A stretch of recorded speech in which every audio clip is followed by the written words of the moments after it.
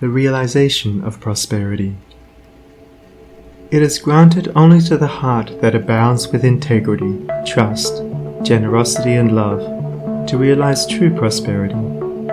The heart that is not possessed of these qualities cannot know prosperity, for prosperity, like happiness, is not an outward possession, but an inward realization.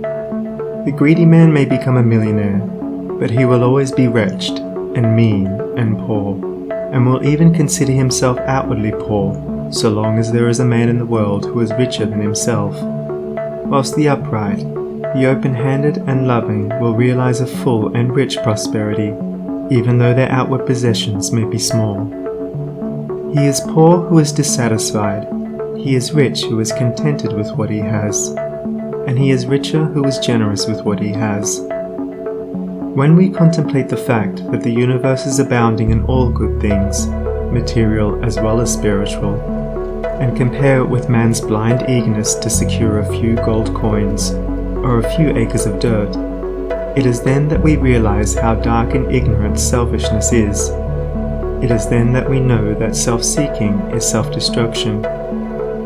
Nature gives all, without reservation, and loses nothing.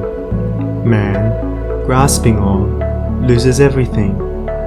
If you would realize true prosperity, do not settle down, as many have done, into the belief that if you do right, everything will go wrong.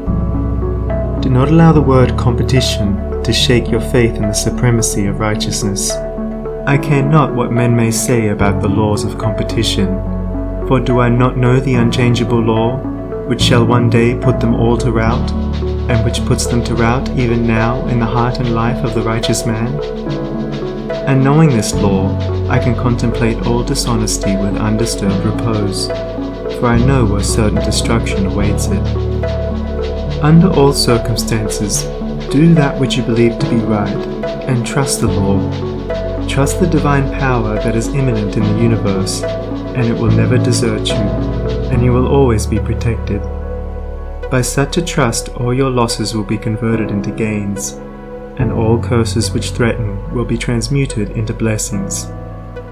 Never let go of integrity, generosity, and love, for these, coupled with energy, will lift you into the truly prosperous state.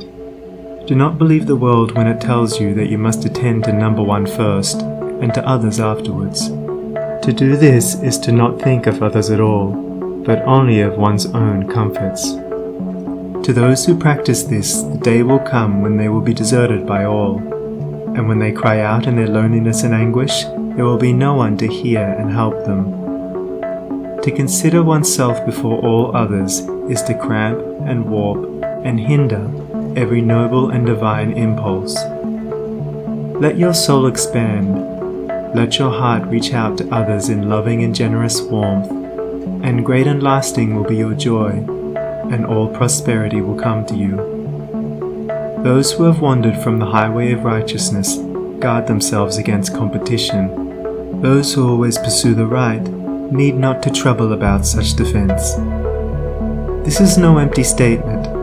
There are men today who, by the power of integrity and faith, have defied all competition, and who, without swerving in the least from their methods, when competed with, have risen steadily into prosperity, whilst those who tried to undermine them have fallen back defeated.